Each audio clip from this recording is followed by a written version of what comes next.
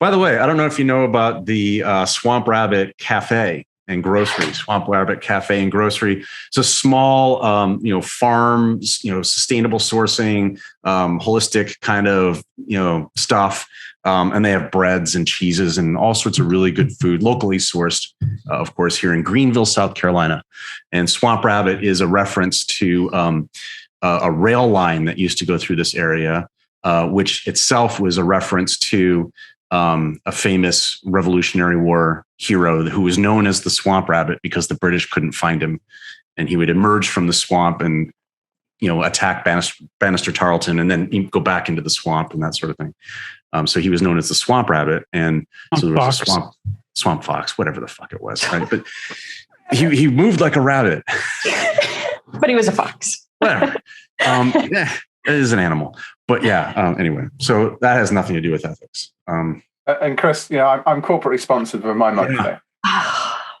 Nice. For all your whatever. All your hot chocolate requirements. That's right. Is that what you're drinking? Hot chocolate? This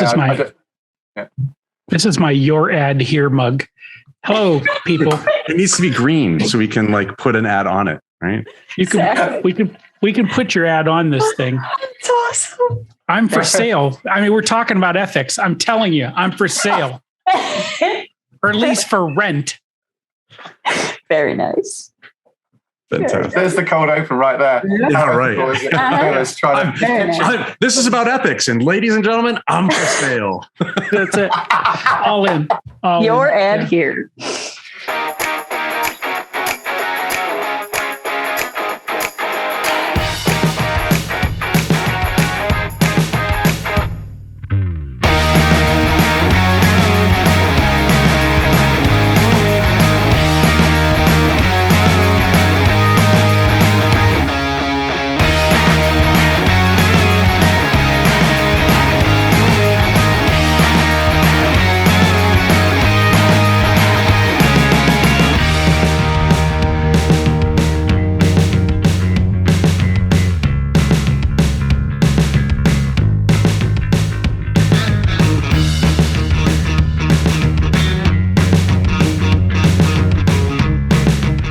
Hi, welcome to another episode of Consultants Saying Things. I am Chris Lockhart.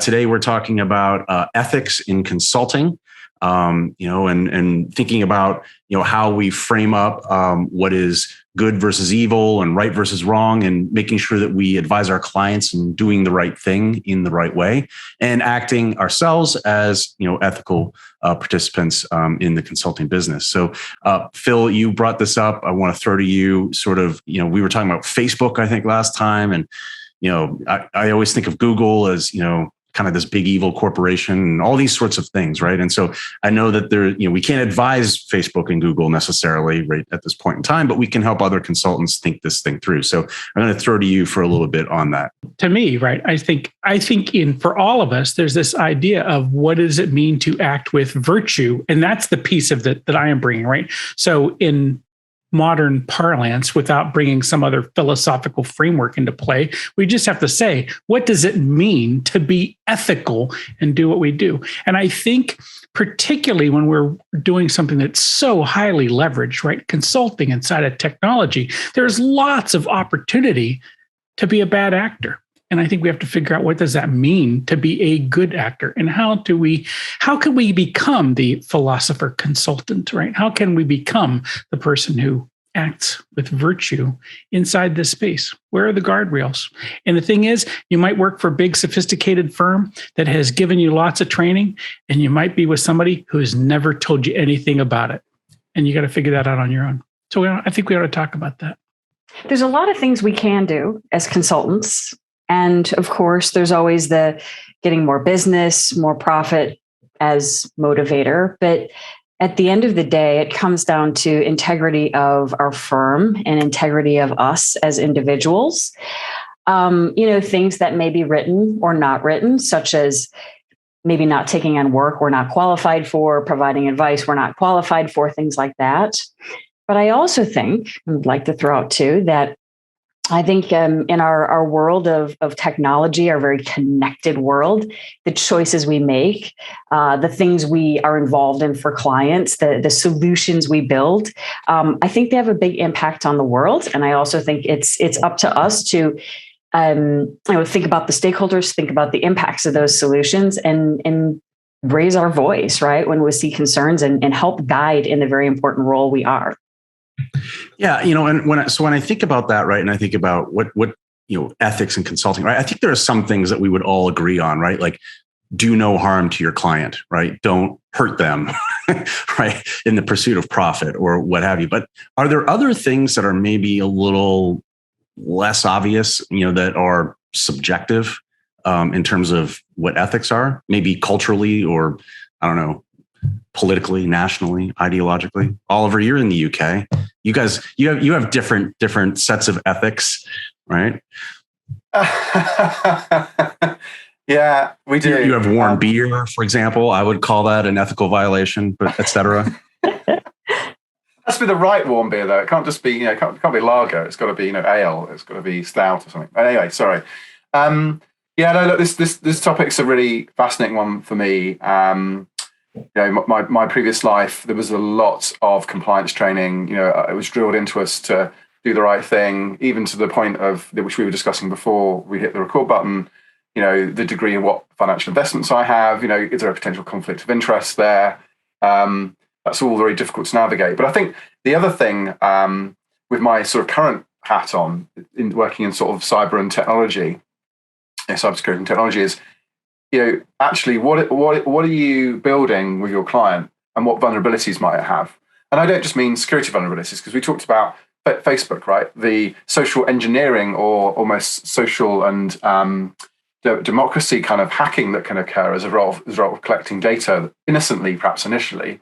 Then comes the opportunity for someone to mine that, build some kind of model on top of that, which actually then is rather unethical because you're influencing election results, which so going back to the UK point of the question, that is where it's really quite cutting for me. Is I feel like we have been manipulated in the UK due to the Cambridge Analytica stuff that Phil was sort of referencing, and that for me feels like that is where there was a data consultancy or a social media company really not playing ball, right? So I think this is kind of deep. It perhaps starts with some sort of obvious sort of common sense, maybe moral code, but it goes far deeper depending on where you are, and it's no more complex and nuanced than the technology sphere right now, I would say.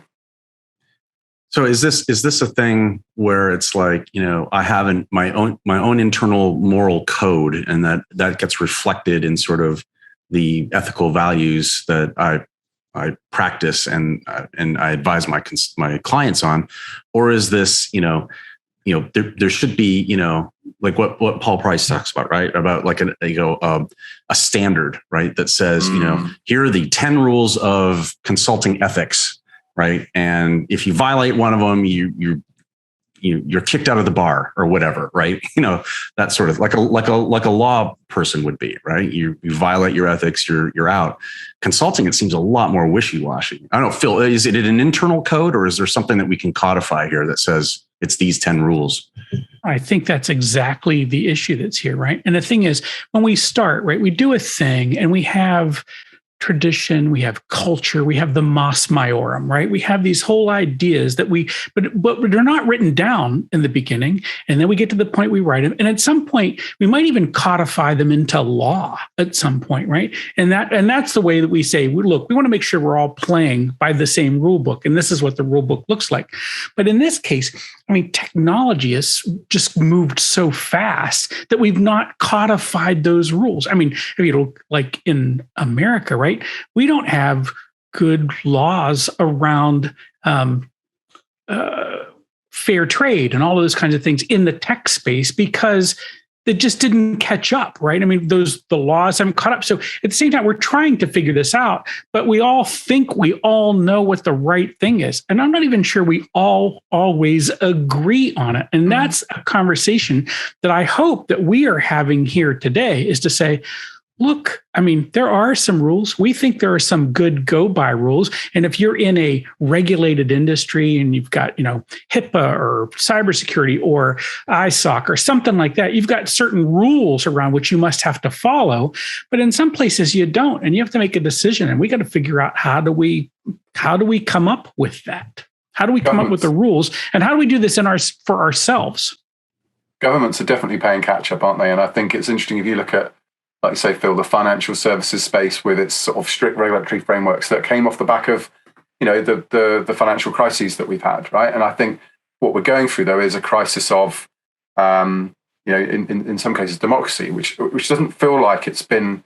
I think the reason this is still dragging on is if you look at the sort of digital platform sort of space and the social network space, I think most people don't feel like the right regulatory regime or rules or even framework guidelines were put in for these companies to follow. And the governments are still catching up with that. I mean, I know in the UK, we've got stuff going in for telcos, for our telecoms providers and for our critical national infrastructure, but I still don't see yet.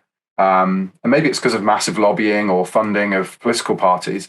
I don't see the regulatory laws coming to govern the use of data in the way that we've kind of been talking about, right? And I know this is one specific area because you could apply ethics to a number of different business areas, but for me, the whole data and AI, algorithms that can potentially create adverse outcomes for the customers that are ultimately using these things is an area that I feel governments are just way behind, and I still don't see enough signs that it's going to get better quickly. I agree entirely. And I want to jump ahead of Wendy, but I mean, I think I agree entirely on this, and we don't know. And the thing is, we start with the idea, and a naive idea that, if we have this data, we can do some good, but we don't ask ourselves the question, who will do bad with this data? And that is where I think that we get in trouble. And I think Wendy's ready to jump in on that. But no, I mean, I couldn't agree more. I think taking an idea of a code or code of ethics seriously it's the time to consider this. And if I think about the doctor's oath, which I won't pretend to be an expert in, but it transcends everything, right? Putting the patient first, because in the role of a consultant, well, where's my loyalty, or where's my honor, or where's my responsibility to my own ethics, to what my consulting firm thinks are ethics, to what the client wants to do, or just to really stretch this in the spirit of some of the examples you've given. If the patient, in this case, is the society and the organizations that contribute to that society, it does put a lot more seriousness on a code and what we all need to do. And frankly, that applies to consultants and others, right, that are creating solutions. Yeah, I want to back up on the governments are way behind, and arguably yes, and of course they're not experts in any of this. I mean, you think about like a Facebook, right? And they've got how many tens of thousands of people sitting around trying to figure out how they can use your picture, right, or your data, right?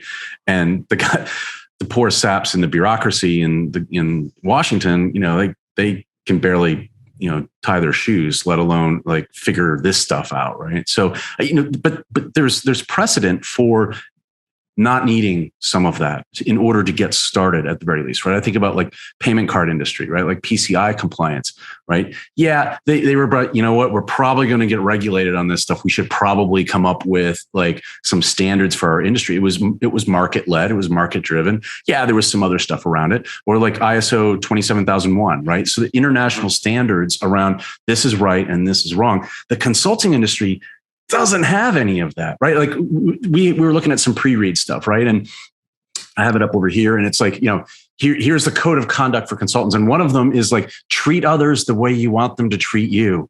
It's like, really? See, if I don't do that, am I in violation of the ethical code of consulting, right? Like some of this stuff, it's in my mind, really subjective, really like all over the place. And there's no body that seems to be like, here are the 5 things you really can't do. You can't get a payout from the client while you're working for them, right? Like, or you can't go to work for the client after you've advised them on creating a role that happens to be you, right? Like all those sorts of things seem to be things that we could really define. Some of these other things are like, be nice, right? Like, It's not me.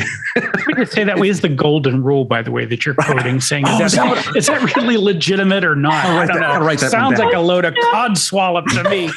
Codswallop. I don't even use that term. Yeah, you always turn to me when you say that. But what I was going to say is, I think the big accountancy firms that have consultancies have some degree of that, right? The accounting code, the international, I think it's the International Chartered Accountancy. I can't remember the exact acronym off the top of my head, but there is a whole load of code of conduct around that. But then certainly in the UK, there was, I think off the back of Enron, I think it was, the consultancy arms had to be kind of moved to arm's length or sold off. And there was one particular firm that I won't name, you can probably guess who it is, who kept their consultancy arm. And therefore, perhaps that's why that piece was ingrained. But I think you're right. For the consultancy arms that were spun off, or the independent consultancy arms, it is somewhat of a Wild West scenario. There isn't really that sort of code of conduct, I don't think, unless we just sort of missed it. I mean, I get where it's like if you're an accounting firm or you have an accounting group, right? Yeah, I gave the example of, when we were talking before, I worked for a company that did not have, it was a management consulting firm, did not have a accounting arm.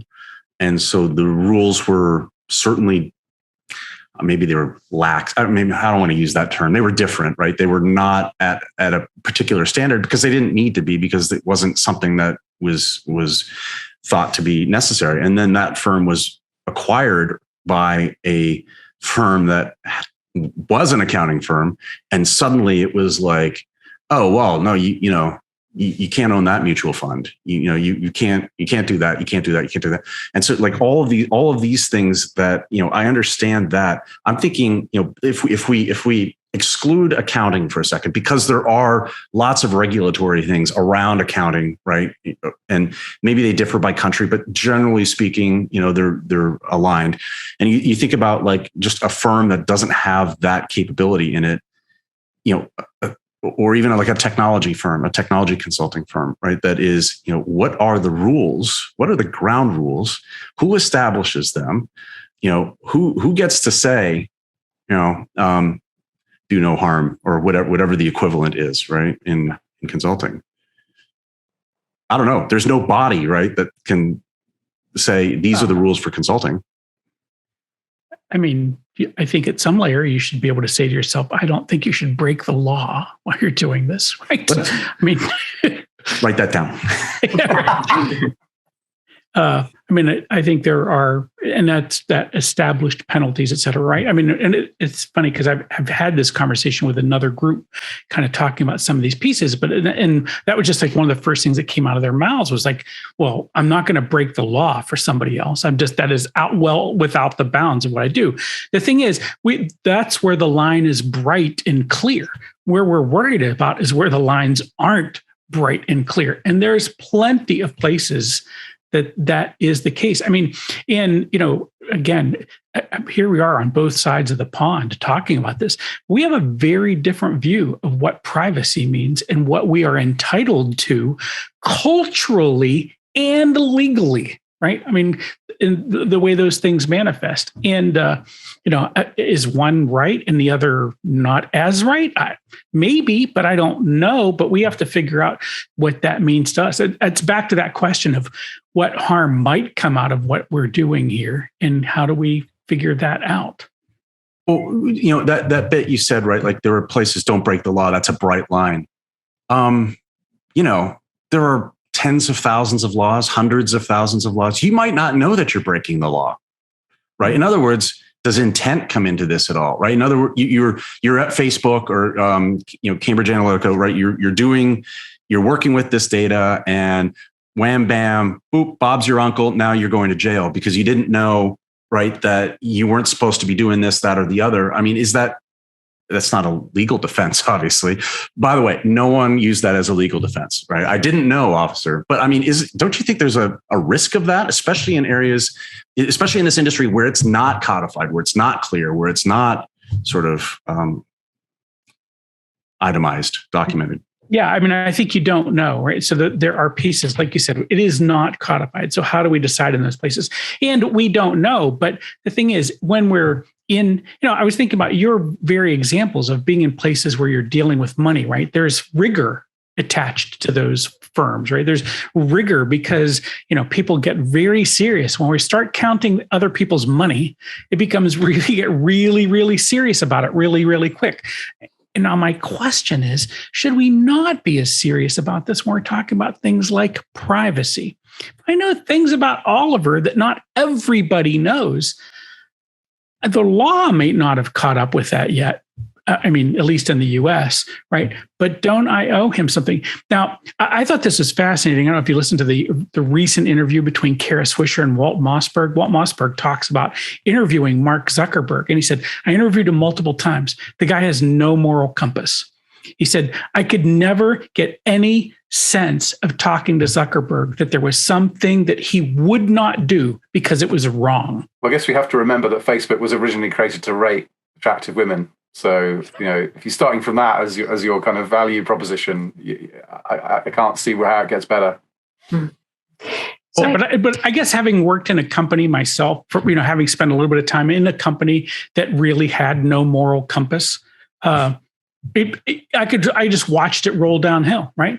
The president did this, all the VPs did this. If you were a director, I'm going to just say you didn't know it was wrong. You didn't know that if you went to some other company, they'd look at you and say, you can't do that. That's not your money. You shouldn't be touching that. You shouldn't be in that spot. You shouldn't be expensing that because that's not the right thing to do. Just to maybe take this in a different direction too, it seems like there's an underlying why, right? What's the upside? What's in it for consulting firms? I've heard certainly legal, that's made clear lines, as we've said. Then risk. And, Chris, to your point, not necessarily knowing what laws you might be running into, things like that. So there could be an upside for risk avoidance. But is there more than that we would offer? Consulting firms certainly doing good and being moral, but is there opportunity? Is there opportunity in operating as an ethical consulting company? Is that advantage or another? I personally think it comes down to human interaction where you'll be in the situations and they appreciate, the perspective you bring and the ethics you bring and maybe the hard conversations you have or the things you do and don't do. But yeah. This is about the brand that you're building for yourself and the consultancy firm you work for, right? So I think reputations stick, and perhaps that's why the big accountancies have gone above and beyond the sort of, requirements of their codes of conduct with lots of compliance training and obligations to report pretty much everything under the sun financial wise, because they are worried about their brand, because their brand is what people buy. They buy a trusted, no one got fired for hiring, IBM is the old saying, when, the same applies for the big consultancies. I think the capitalist system and sometimes company culture, big company culture, can force people to try and look for a way to climb their way up the corporate ladder. Now, is that I am a little bit more flexible in my definition of billing hours or expenses or whatever it is, right? Because ultimately, I'm trying to advance my career or try and get better sales figures. But I don't know. I do worry sometimes the capitalist system incentivizes in the wrong way, and people aren't bad people, but they become perhaps incentivized to do things that are unethical because they see a commercial capitalist sort of advantage to, kind of acting in that way, which they're in conflict around. So at Phil's point about the three questions: which one will send me to jail? Which one can I go and get away with? People are kind of, some people I think look for that sort of fine line that they can kind of skate on. But I think sometimes they'll perhaps struggle to sleep at night because they know in their heart of hearts they're not really playing fair. I would like to think that that's true. I'm not so sure it is. I'm right. I mean, we would like to all hope that we're mostly good actors, but the thing is, we've all seen folks who aren't, and some of them run very large organizations. It almost seems to me sometimes, right? Like we talk about like the thin veneer of civilization, right? Like when there are no consequences And maybe it's a top down. Maybe it starts at the top. Maybe it is like, here are the damn rules. And if you don't follow them, here's what happens. And in the absence of that, human beings do what human beings do, which is push as far as they can without going to jail. Or in some cases, they do go to jail. Yeah. I know it's a dark take, Wendy. It's a dark take. I know. And it's also contextual too, right? I just think about travels to different parts of the world and would be appalling in certain countries. In other countries, is just sort of the way things work, right? So there's also that context as well. Bribery, right? Bribery. Exactly. I immediately went to the phrase facilitation payment. Yeah. Nice. In some places, it's customary, and that's the way that business is done. Yeah. If you don't do it, you don't get your business done. So does it become unethical, right? Does it become unethical then to pay off the guy because he's expecting a bribe? Is that unethical? Let's take that example. I think that's a great one. Is it unethical in that case? Because it would go against my internal moral code, right? I can't bribe someone, right? The thing is, even in countries in which it is de rigueur, if you are us and you are doing business out of one of our countries, it is illegal. So it's super clear. It is a bright line, right? But look at the Western world, and I'm going to take someone out for $1,000 dinner. Okay, how is that really any different to a facilitation payment? Yep, looks different.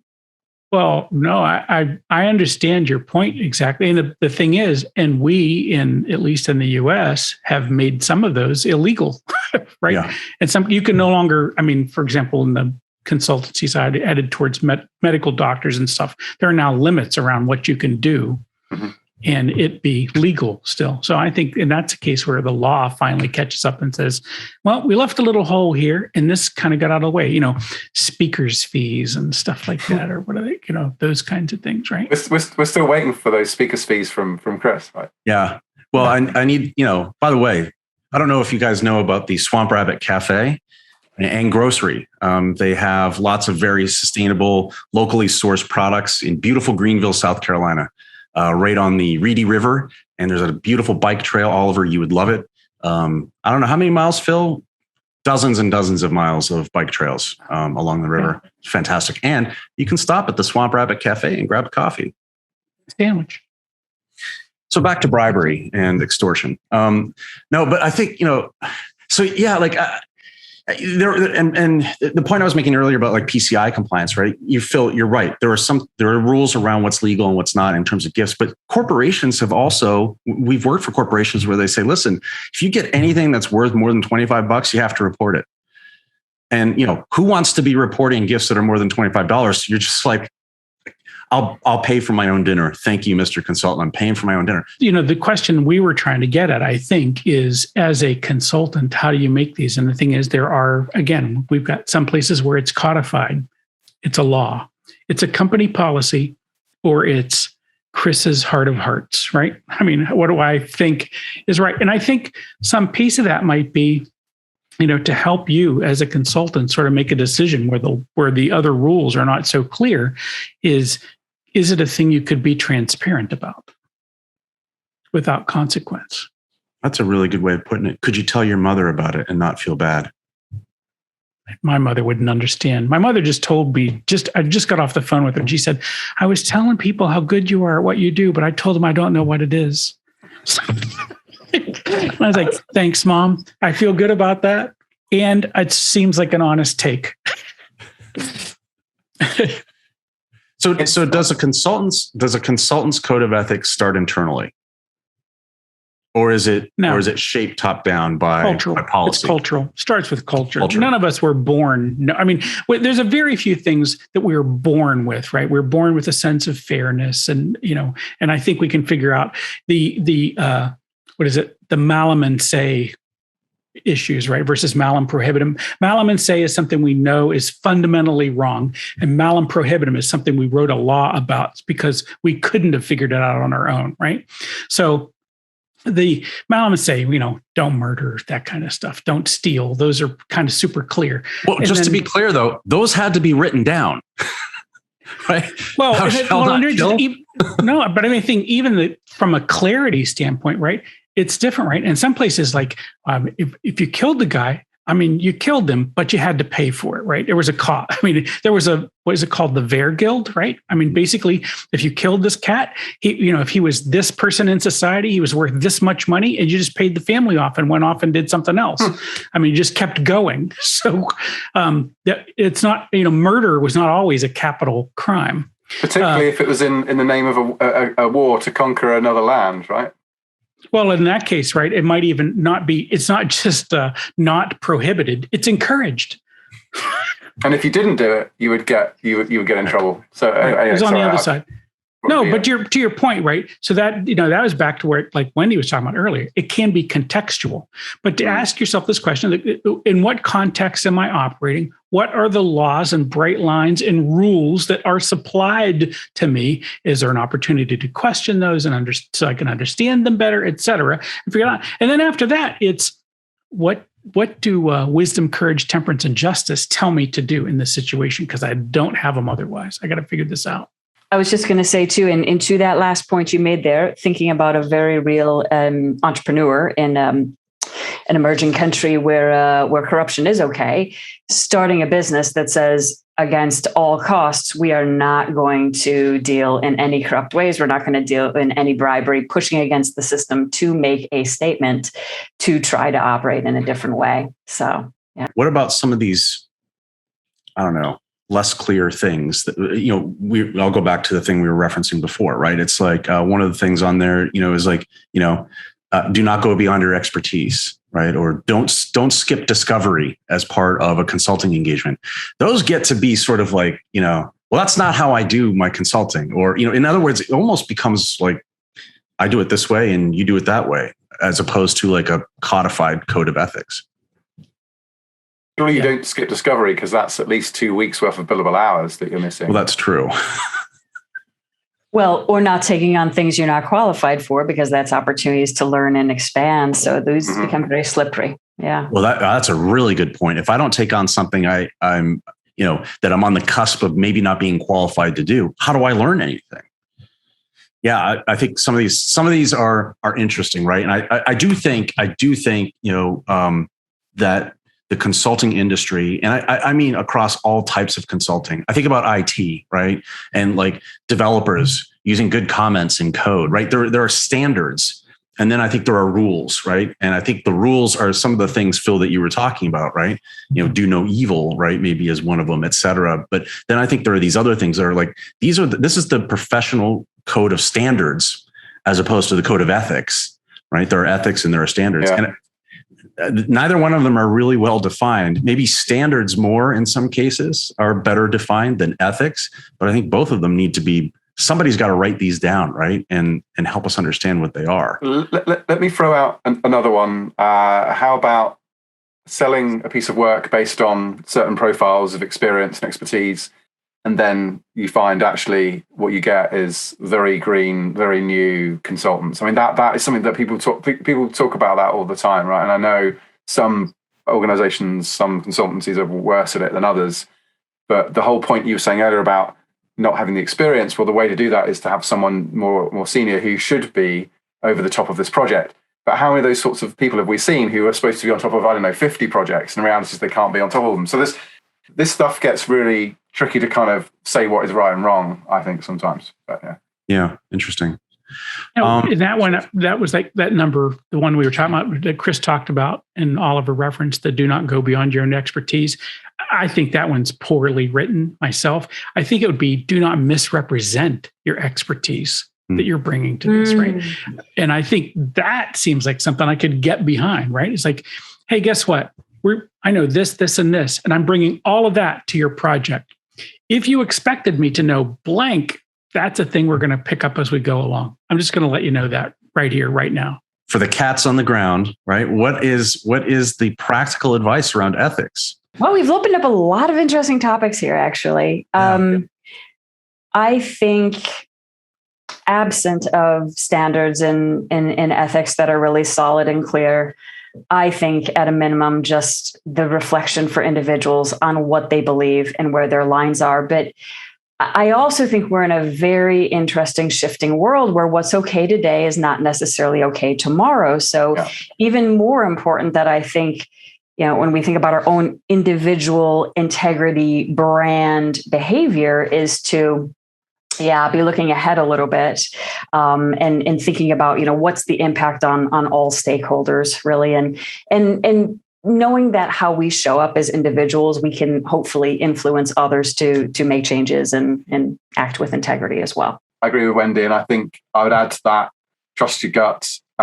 If you see things being modeled by those above you that you perhaps don't agree with, it can sometimes be really difficult, but trust your moral compass and your gut. I mean, there are often ways of raising concerns about, ethics, particularly in larger firms, to governance and compliance kind of partners or what have you. And I think that's always a route that's open to you, because what the consultancy firms don't want is some big issue blowing up, right? So actually what's far better is to try and nip this in the bud, as we say here in the UK, a bit of a gardening term, I think, and prevent this becoming a big, embarrassing issue to the brand, because the brand ultimately is, it's about your own personal brand, but it's also about the kind of organization you work for, and making sure that the standards match the kind of aspirations of the brand. So, I would say if you're not comfortable with it, you feel awkward, it's at odds with your sense of ethical code. You should find a way of reporting that internally and escalating that. I like this idea of if you're doing something and you would be totally okay with everyone knowing all the details of whatever it is that you're doing. Maybe it's, I don't know if it's okay, but at the very least, it's at least in alignment with what you think is okay, right? If it's, God, I really hope someone doesn't find out that I don't know, bribing the guy or whatever, right? Then that's probably not something you should be doing. And, I think there's even, Oliver, you sort of alluded to it, right? It's a little bit like, there may be rules for professional conduct in this company, but I am not comfortable bribing somebody. And even though that's what is expected as, so I got to go find another job if I'm going to adhere to that ethical moral code. I don't know. Phil, last thoughts? You going to bring up stoicism? Because I want to hear what Marcus Aurelius would have to say about that. I already brought it up. I mean, we passed right by it. We'll do what wisdom, courage, temperance, and justice tell you to do, right? I think I think from a practical wisdom standpoint, right? I want to take what Oliver said just like one more step. And that is, if you're feeling uncomfortable with something, ask. Just lay it out and say, hey, you know what? I'm not comfortable here. Should I be? Am I misunderstanding something? But I think too much of the time we want to demonstrate competence. We want to appear integrated when we are not integrated. We are questioning the moment. It's okay to ask questions. That's your job, for God's sake. You're a consultant. Your job is to ferret out to the truth of the matter. And you do that by asking questions. So ask. Wendy, you pointed out we've opened a lot of cans. And as usual, we didn't eat all the beans out of every one of them. But I think, I think there's more to talk about in some of these things. I really want to pursue the idea of, is there a list of rules that we should abide by as consultants? And there's probably more in that thread. And anyway, for another time. But anyway, listen, thank you, Phil Yanov, Oliver Cronk, Wendy Keene. I'm Chris Lockhart. Thank you, everybody. We will see you next time.